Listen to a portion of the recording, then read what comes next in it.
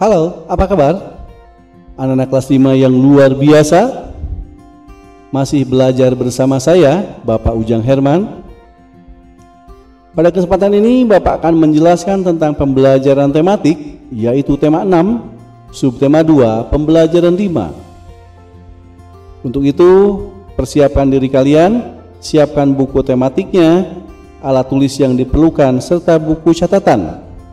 Karena di dalam video ini akan ada kuis yang harus kalian jawab, dan jawabannya ada dalam video ini. Maka dari itu simaklah video ini mulai dari awal sampai akhir. Dan anak-anakku yang terkasih, sebelum pembelajaran ini kita mulai, supaya berjalan dengan lancar, marilah kita berdoa menurut agama dan kepercayaan masing-masing.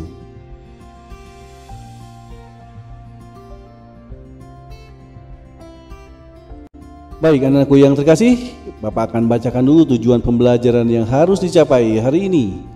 Yang pertama, dengan menuliskan pemahamannya tentang isi bacaan, siswa mampu menyajikan hasil kesimpulan isi teks penjelasan secara tepat. Yang kedua, dengan mengisi laporan percobaan, siswa mampu membuat laporan percobaan tentang perpindahan panas secara radiasi dengan benar. Dan yang terakhir, dengan berlatih, siswa mampu mengembangkan pola lantai tarik kreasi daerah secara kreatif. Untuk itu, persiapkan diri kalian, pembelajaran kita akan mulai. Saatnya berkemah. Kesempatan yang sangat jarang ini disambut oleh gembira oleh Siti dan teman-temannya. Kegiatan berkemah kali ini memang sebagai bagian dari kegiatan pramuka di sekolahnya. Malam itu, terlihat Siti, Dayu, Lani, dan teman-temannya yang lain sedang berkumpul dekat api unggun yang telah disiapkan. Udara malam itu cukup dingin. Anak-anak dengan mengenakan baju hangat mereka masing-masing duduk bercengkrama di sekitar api unggun sambil mengulurkan tangan mereka ke arah api unggun. Badan mereka pun terasa hangat. Ini pertama kalinya aku mengikuti keperkemahan di sekolah. Menyenangkan sekali. Ini juga pengalaman pertama aku menikmati hangatnya api unggun bersama teman-temanku. Ya, ternyata berada dekat api unggun seperti ini dapat membantu menghangatkan tubuh ya. Rasanya menyenangkan karena dapat mengatasi hawa dingin di darah ini. Mengapa bisa begitu ya? Pertanyaan itu juga yang dari tadi adalah dalam pikiranku. Bagaimana bisa panas api unggun itu dapat kita rasakan meskipun kita berjarak dari sumber api itu. Pada jarak sejauh ini kita sudah dapat merasakan panas yang berasal dari api unggun itu. Sepertinya jika kita semakin dekat ke sumber api, pasti kita akan merasakan kepanasan, bukan? Tempat kita berada saat ini mungkin tempat yang paling nyaman, karena jarak kita dengan api unggun cukup untuk membantu kita menghangatkan tubuh kita. Sepertinya pengamatanmu menarik, Dayu. Sebelumnya kita telah belajar tentang konduksi dan konveksi. Seperti apa yang kita alami sekarang ini bukan contoh dari kedua cara perpindahan kalori itu. Mungkinkah ada cara perpindahan kalori yang lain? Baik, pertanyaan tadi kita akan jawab dengan kita akan bahas tentang perpindahan kalori secara radiasi.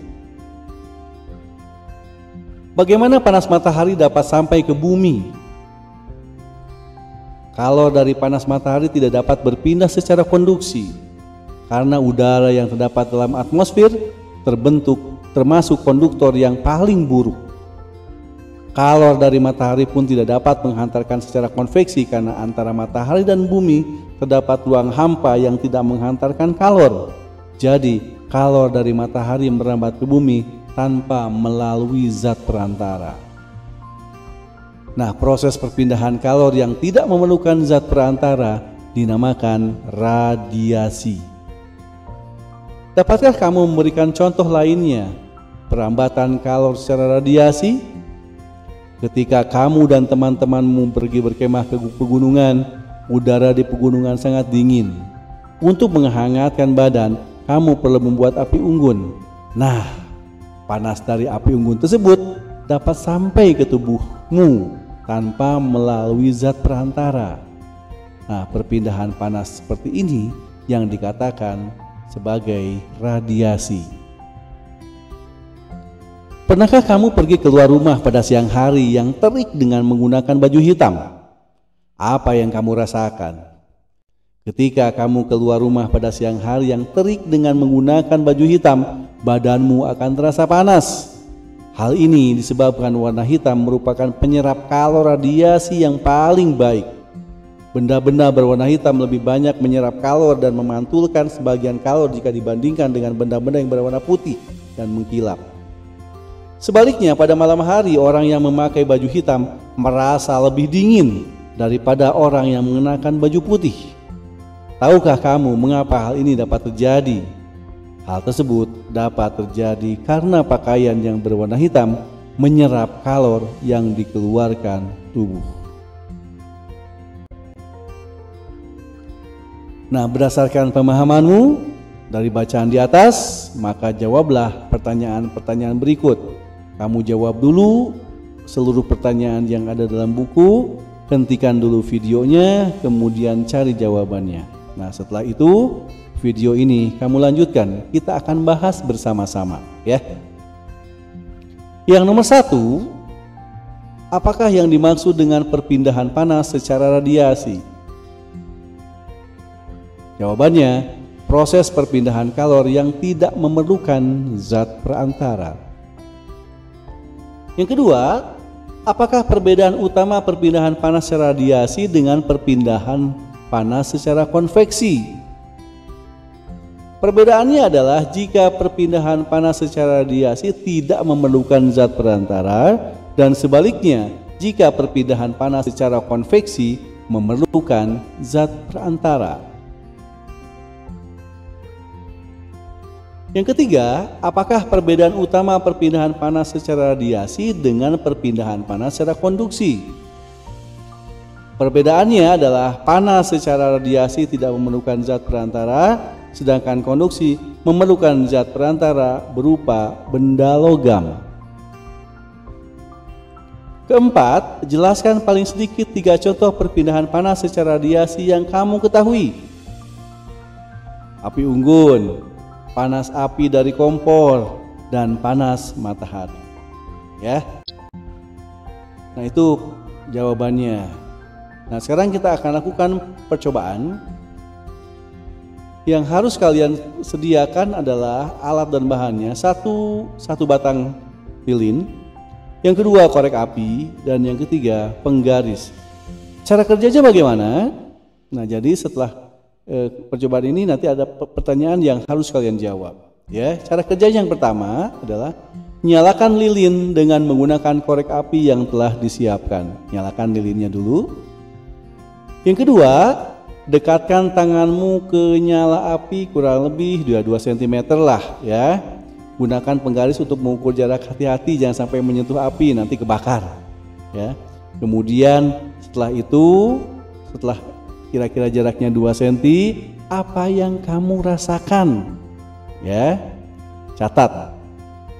Yang ketiga, kemudian pindahkan tanganmu pada jarak 4 cm, yang tadi 2 cm dimundurkan menjadi 4 cm dari nyala api. Kemudian apa yang kamu rasakan juga catat, ya. Dan yang keempat, pindahkan tanganmu berjarak 8 cm, mundur lagi si tangannya. Nah, kemudian apa yang kamu rasakan juga catat, ya, gitu. Nah, kemudian jawab pertanyaan-pertanyaan yang ada dalam buku itu, ya, supaya lebih mantep lagi, supaya lebih paten lagi.